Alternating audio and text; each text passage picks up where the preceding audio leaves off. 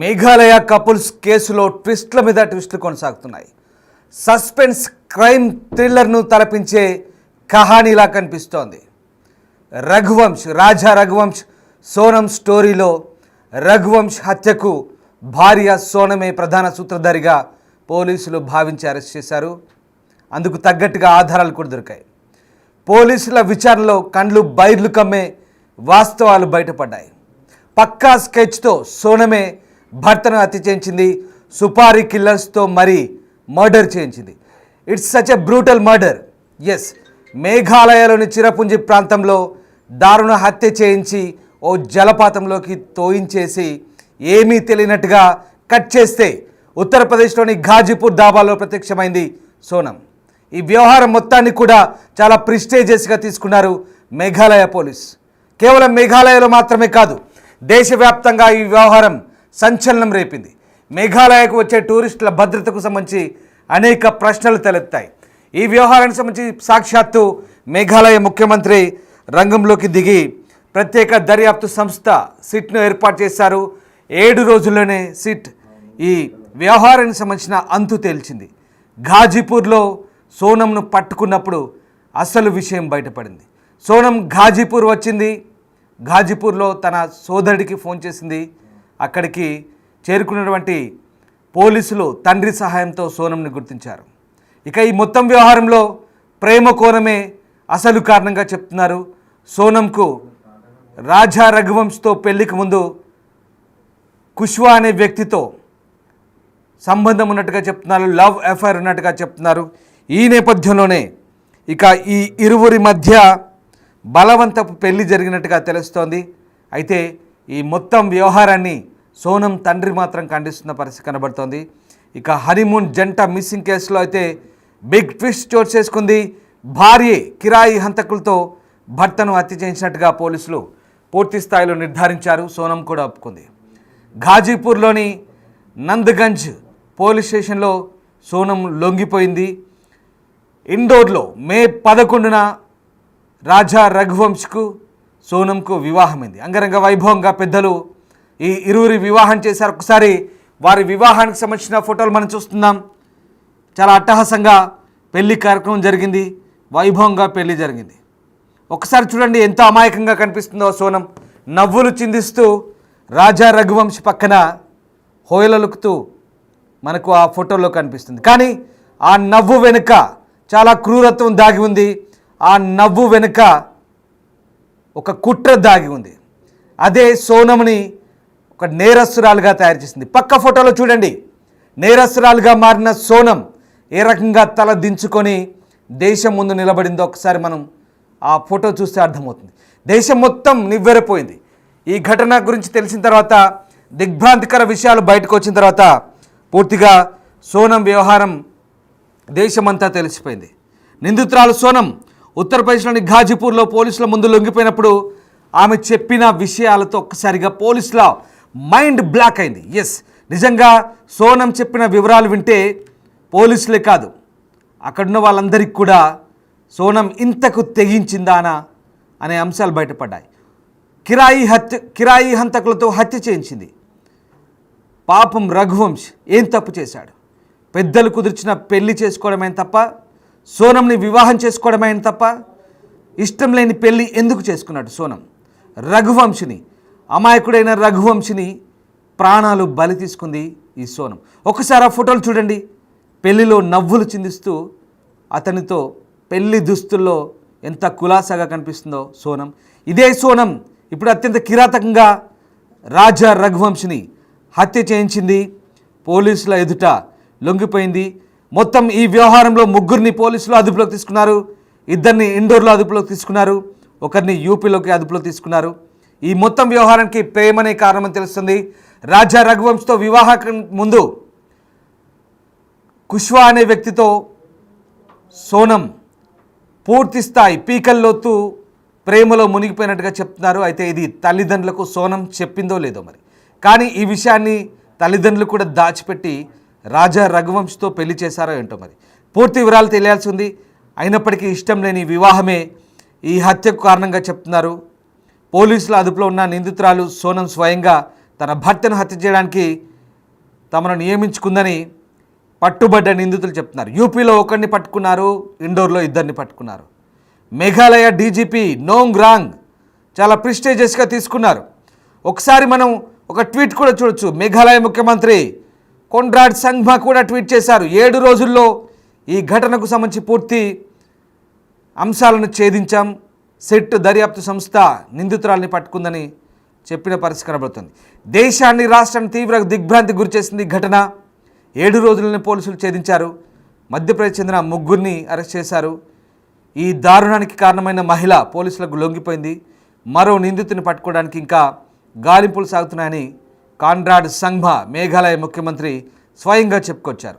అసలు ఏం జరిగింది ఒక్కసారి దీనికి సంబంధించిన పూర్వాపరాలు నేను మీకు పూర్తి స్థాయిలో చెప్పే ప్రయత్నం చేస్తాను. మధ్యప్రదేశ్లోని ఇండోర్కు చెందిన వ్యాపారవేత్త రాజా రఘువంశీకి సోనంతో మే 11న వివాహమైంది. పెళ్ళైన తర్వాత మే 20న హనీమూన్ కోసం షిల్లాంగ్ వెళ్లారు. ఈశాన్య భారతం అత్యంత సుందరమైన పర్యాటక ప్రాంతాలతో కూడిన, లోయలు కొండలతో కూడిన, జలపాతాలతో కూడిన ఈ ప్రాంతానికి వెళ్ళాలంటే ప్రతి ఒక్కరూ ఆసక్తి చూపిస్తుంటారు. ముఖ్యంగా కొత్తగా పెళ్ళైన హనీమూన్ జంటలు ఈ ప్రాంతానికి వెళ్తుంటాయి. కానీ సోనం అప్పటికే స్కెచ్ వేసింది. ఈ ప్రాంతమే ఎక్కడో మధ్య భారతంలోని ఇండోర్ నుంచి ఈశాన్య భారతానికి వెళ్ళి ఆ భర్తని కిరాయి హంతకులతో హత్య చేయడానికి ఇదే అదనుగా భావించింది. అక్కడే సరైన ప్లేస్గా భావించింది. బహుశా ఆమె టూర్కి బయలుదేరే ముందే పూర్తి స్థాయి స్కెచ్ వేసింది. ఆ ఈశాన్య భారతంలోనే భర్త హత్యకు కుట్ర పన్నింది. ఇక 25వ తేదీన షిల్లాంగ్ చేరుకున్నారు. కుటుంబ సభ్యులతో 25వ తేదీ వరకు కాంటాక్ట్లో ఉన్నారు. ఆ తర్వాత వారి నుంచి ఎలాంటి ఫోన్ లేదు. 2 ఫోన్లు స్విచ్ ఆఫ్ అవడంతో కుటుంబ సభ్యులు ఆందోళన మొదలైంది. చివరికి వాళ్ళు పోలీసులు ఫిర్యాదు చేశారు. దేశవ్యాప్తంగా ఈ కేసు సంచలనం సృష్టించింది. అదృశ్యమైన 11 రోజుల తర్వాత రఘువంశీ మృతదేహాన్ని సోహ్రాలోని ఓ జలపాతం సమీపంలో లోతైన లోయలో గుర్తించారు. అతన్ని ఎవరో కత్తితో పొడి చంపినట్టుగా పోలీసులు గుర్తించారు. కానీ ఆయన భార్య సోనం ఆచూకీ దొరకలేదు. దీంతో సోనంను కిడ్నాప్ చేసి ఉంటారు, లేదా లైంగిక వేధింపులకు గురి చేసి ఆమెను రేప్ చేసి ఆమెను కూడా మర్డర్ చేశారని అంతా భావించారు. కానీ ఆ కేసు మిస్టరీ వీడలేదు. 11 రోజుల తర్వాత రాజా రఘువంశ్ అక్కడ డెడ్ బాడీ దొరికింది. కానీ సోనం సంబంధించిన ఆనవాళ్ళు దొరకలేదు. సోనం వేసుకున్న తెల్ల చొక్కా దొరికింది. అయితే ఇక ఈ కేసును సిబిఐకి అప్పగించాలని ఆమె తండ్రి, సోనం తండ్రి డిమాండ్ చేశారు. ప్రధానంగా సోనం లొంగిపోయిన తర్వాత కూడా తన బిడ్డ ఏం తప్పు చేయలేదంటూ సోనం తండ్రి చెప్తున్నాడు. సోనం తండ్రి ఏం మాట్లాడుతున్నారో, ఏం డిమాండ్ చేస్తున్నారో ఒకసారి చూద్దాం.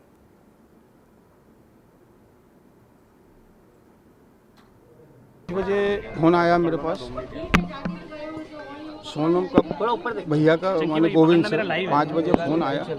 फ़ोन मैंने उठाया, मेरे को पता लगा कि कोई ढाबा है वहाँ पे रोड पे, ढाबे वाले से उसने फ़ोन लेके सोनम ने और गोविंद से बात की। गोविंद ने फिर यहाँ मेरे पास में उधर के एक भैया रहते हैं सोनू पर के, उनने वहाँ थाने पे फ़ोन लगवाया उनके जीजा से। तो वहाँ जाके नहीं, थाने की पुलिस वहाँ ढाबे से सोनम को वहाँ थाने पे लेके आई है। अभी इस वक्त वो थाने पे है, ठीक है ना।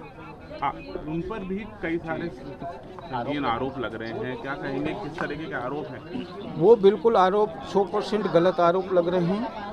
जो आरोप जो लगा रहे हैं वो गलत लगा रहे हैं, क्योंकि वहाँ की जो पुलिस है वो बिकी हुई है। गुंडे मवालिन के साथ में वो पुलिस चल रही है। पूरा थाना माने ये समझिए सस्पेंड होकर जेल में जाएगा अगर वहाँ सही ढंग से काम हुआ तो, ठीक है ना। और अमित शाह जी से ये हाथ जोड़ के निवेदन है कि वहाँ सीबीआई भेजो, और सीबीआई भेजो तो वो जो एक्टिवा है, एक्टिवा में जो बच्चन का सामान रखा था वो सामान बॉडी के पास में कैसे पूछा, किस तरीके से पहुँचा वहाँ पर, ये वहाँ की पुलिस से पूछना चाहिए। अच्छा सर, सोनम से किसी तरह की बात हुई है, किस तरीके से वो वहाँ पर पहुँची है, किन परिस्थितियों में पहुँची है, किनके साथ पहुँची है? सोनम में बच्ची बता सकती है कि किस हालत में वहाँ पहुँची हुई है, किसके द्वारा वो ढाबे पे पहुँची, ठीक है ना। ये तो बच्ची बता सकती है किस आधार से, किस कैसे वहाँ पहुँची हुई है वो, ये मैं यहाँ से बैठ के नहीं बता सकता हूँ। अच्छा, क्या ज्वेलरी वगैरह क्या केस लेके था उनके पास करीब? 70,000 रुपये दोनों बच्चन के पास थे, ठीक है ना। राजा के पास चेन थी, 2 अंगूठी थी। सोनम के पास गले में जो चेन सब मीडिया वालों को भी दिख रही है, पुलिस वालों को भी दिख रही है, चेन है, लॉकेट है उसके अंदर, ठीक है ना। ब्रेसलेट था, 2 अंगूठी थी, पाँव में पायजाब है, हाँ, बोलिए बोलिए बोलिए। सब सभी राजा के पास चेन थी, 2 अंगूठी थी, ठीक है ना। सोनम के पास चेन, वो गले में जो चेन वाला ब्रेसलेट था गले के अंदर, उसमें वो लॉकेट था, हाथ में ब्रेसलेट था और 2 अंगूठी थी बच्ची के हाथ में, और चेन थी, पायजाब, पाँव में पायजाब थी। और इसके बाद में दोनों के पास पैसे थे। अब पैसे कितने थे वो बच्ची बता सकती है। सर, तो आप ये पूरा आरोप लगा रहे हैं कि जो मेघालय पुलिस है वो इसमें इन्वॉल्व है और उन्होंने पूरा आरोप सोनम पे लगा दिया है। वो पुलिस पूरी की पूरी उसमें, इस मामले में पुलिस का पूरा 100% हाथ है। हो सकता है पुलिस वाले ने ये कांड करके नहीं उसको, बच्चे को वहाँ फेंक दिया हो। सर, अभी भी आप सीबीआई जांच की मांग करेंगे? बिल्कुल 100%। क्योंकि इतने दिनों से लगातार जो आप लोग सीबीआई की मांग कर रहे थे, लेकिन अब जब मेघालय के डीजीपी ऑफिशियल्स ने वहाँ के उस पर सोनम पे आरोप लगा दिया है, मध्य प्रदेश के कुछ लोग भी उसमें पाए गए हैं, तो अब क्या आपका कहना है इस पर? देखो, कल तक तो कोई मेरे को ऐसा सुराग नहीं मिला था कि मध्य प्रदेश के हैं, कहाँ के नहीं है, और मध्य प्रदेश के लोग वहाँ कैसे पहुँचे कैसे नहीं पहुँचे, ये तो पुलिस के काम है ना पूछना कि भाई वो लोग किस तरीके से वहाँ पहुँचे, कैसे पहुँचे, वो क्यों उनने मर्डर किया।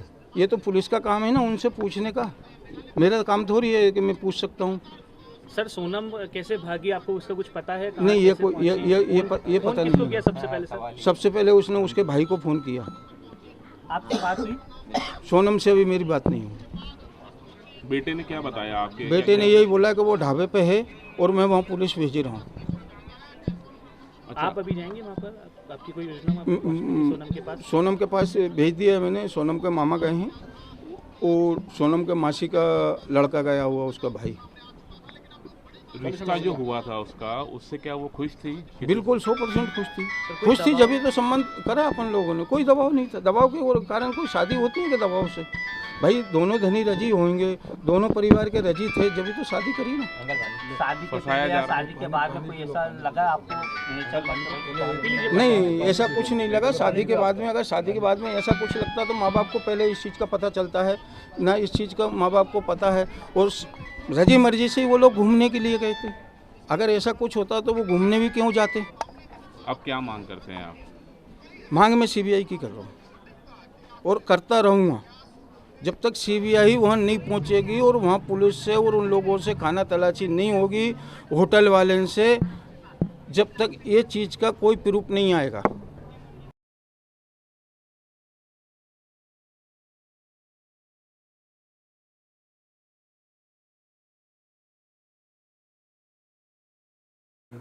చూసారుగా సోనం తండ్రి దేవి సింగ్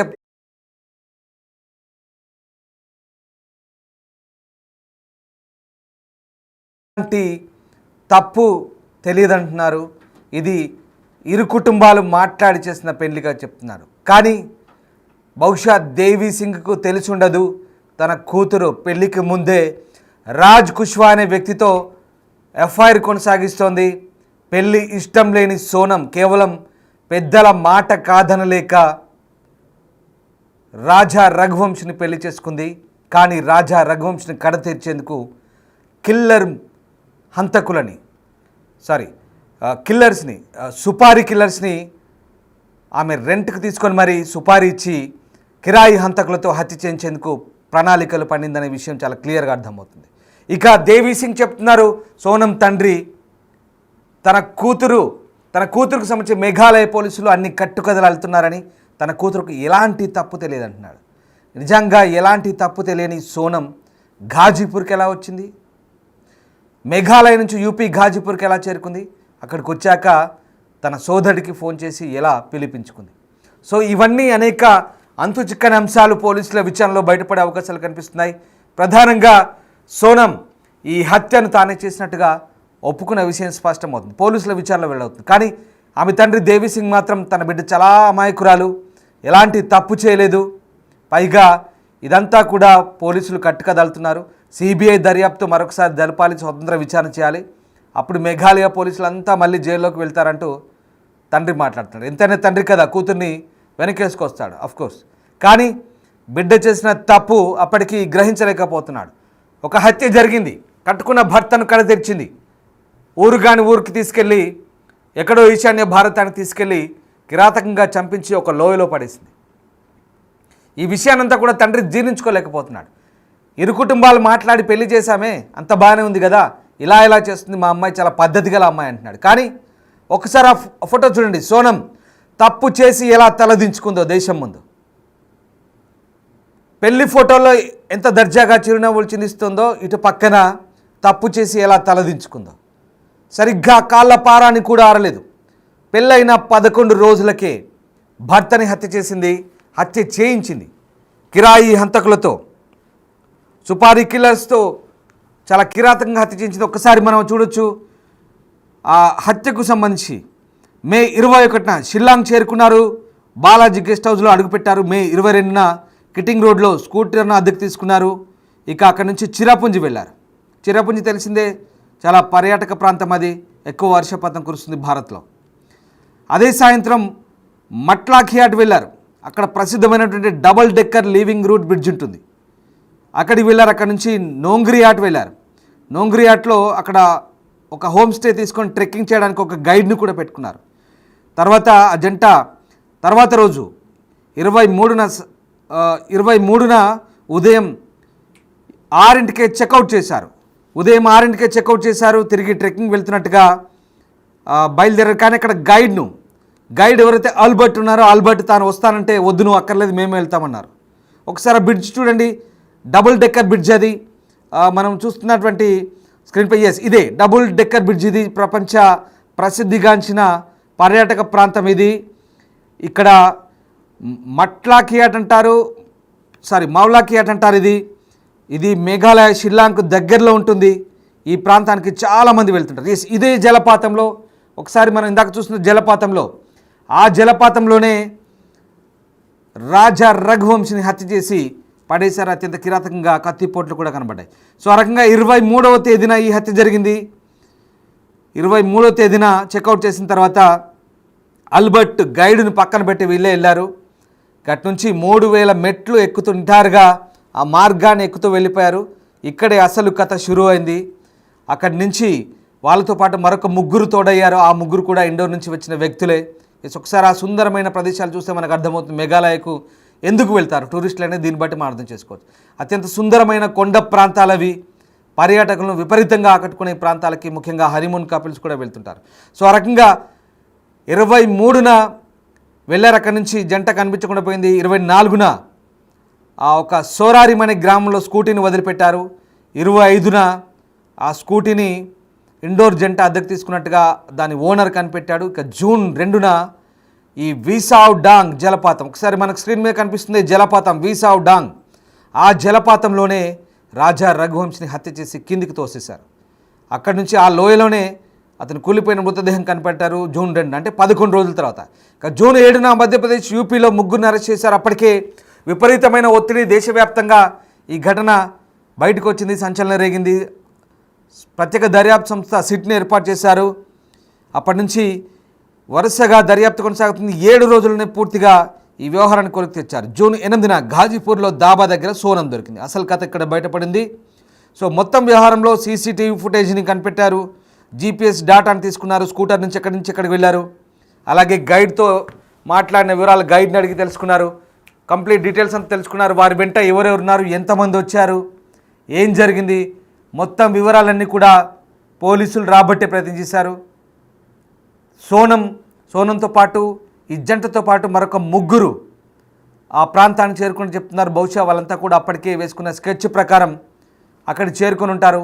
మేఘాలయలోని ఆ పర్యాటక ప్రాంతానికి వీళ్ళంతా కూడా చేరుకొని అక్కడికే రాజా రఘువంశిని నిజంగా నమ్మించి హత్య చేసినట్టుగా కనబడుతోంది. అమాయకుడైన భర్తని 11 రోజులకే అత్యంత కిరాతకంగా హత్య చేసి సోనం ఆ లోయలో పడేసినట్టుగా మనకు అర్థమవుతుంది. ఏమీ తెలియనట్టు మళ్ళీ యూపీలోని ఘాజీపూర్కి చేరుకుంది. అక్కడికి వెళ్ళగానే సోదరుడికి ఫోన్ చేసింది. సోదరుడు పోలీసులకు సమాచారం ఇచ్చాడు. తండ్రిని తీసుకొచ్చారు. తండ్రి ఆమెను గుర్తుపట్టారు. ఇది సోనం కథ. పెళ్లికి ముందు రాజ్ కుష్వాతో అఫైర్ ఉంది, లవ్ అఫైర్ ఉంది. మరి ఈ విషయం ఇంట్లో చెప్పలేదా? ఇంట్లో దాచిపెట్టిందా? కేవలం పెద్దల ఒత్తిడితోనే పెళ్లి చేసుకుందా అంటే అవునని అనిపిస్తుంది ఇక్కడ మనకు ఈ స్టోరీ అంతా విన్నాక. ఏదేమైనా ఒక సస్పెన్స్ క్రైమ్ థ్రిల్లర్ను తలపిస్తుంది. బహుశా ఇలాంటి సినిమాలు ఇదివరకే గతంలో చాలా వచ్చుంటాయి. ఈ స్టోరీ కూడా సినిమాను తలపించే విధంగానే కనపడుతోంది.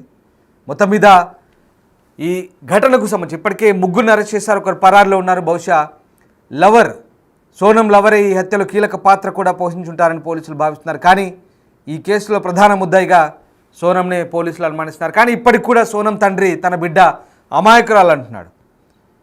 చూసారా తండ్రి బిడ్డ చేసిన తప్పును ఎలా వెనకేసుకొస్తున్నాడు. అంటే అప్పటికి కూడా సోనం ఇంట్లో ఏ విషయాలు చెప్పినట్టుగా మనకు అర్థమవుతుంది. తన లవ్ అఫైర్ గురించి కానీ అప్పటికే ఉన్నటువంటి పరిచయాల గురించి చెప్పలేదేమో బహుశా.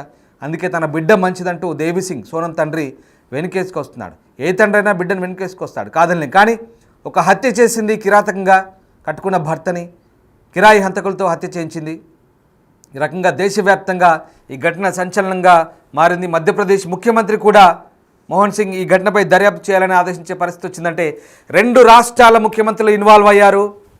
ఏకంగా ఒక రాష్ట్ర డీజీపీ కొన్ని టీంలతో, ప్రత్యేక బృందాలతో 7 రోజుల పాటు గాలించి ఈ మర్డర్ను చేశారు. అసలు దోషి భార్య సోనం అని తేలింది. చూడండి ఒకసారి 2 రాష్ట్రాల ముఖ్యమంత్రులు కూడా ఇన్వాల్వ్ అయ్యారంటే ఎంత ప్రెస్టీజియస్గా తీసుకున్నారు. ఇప్పటికి కూడా సిబిఐ దర్యాప్తు జరపమంటూ సోనం తండ్రి కోరుతున్న పరిస్థితి. కానీ ఇప్పటికే చాలా అంశాలు వెలుగు చూశాయి. ఇంకొక వ్యక్తి దొరికితే పూర్తిస్థాయి దర్యాప్తు జరుగుతుందని పోలీసులు భావిస్తున్నారు. మొత్తం మీద క్రమశిక్షణ తప్పిన ఒక అమ్మాయి ఏ రకంగా పెళ్లికి ముందే లవ్ అఫైర్ పెట్టుకొని పెద్దలకు చెప్పకుండా పెద్దలు కుదిర్చిన వివాహం చేసుకొని ఆ భర్తను కడతీర్చి ఒక నేరస్తురాలుగా మారిందో, ఒక అమాయకుడిని బలి తీసుకుందో, ఇక్కడ ఈ విషయం మనం కళ్ళకు కట్టినట్లుగా అర్థమవుతుంది. బహుశా ఈ ఉదంతం తర్వాత దేశవ్యాప్తంగా ఒక రకమైన చర్చ జరుగుతుంది. ఇలాంటి దిగ్భ్రాంతికర ఘటన వెలుగు చూసిన తర్వాత ఉన్నత విద్య చదివి విద్యావంతులైనటువంటి సోనం ఇలాంటి ఘటనకు ఎందుకు పాల్పడిందనే అంశం ఇప్పుడు దేశవ్యాప్తంగా చర్చనీయాంశంగా మారింది. ఇక దీనికి సంబంధించి పూర్తి వివరాలు దర్యాప్తులో, లోతైన దర్యాప్తులో మరిన్ని విషయాలు వెల్లడే అవకాశం కనిపిస్తోంది.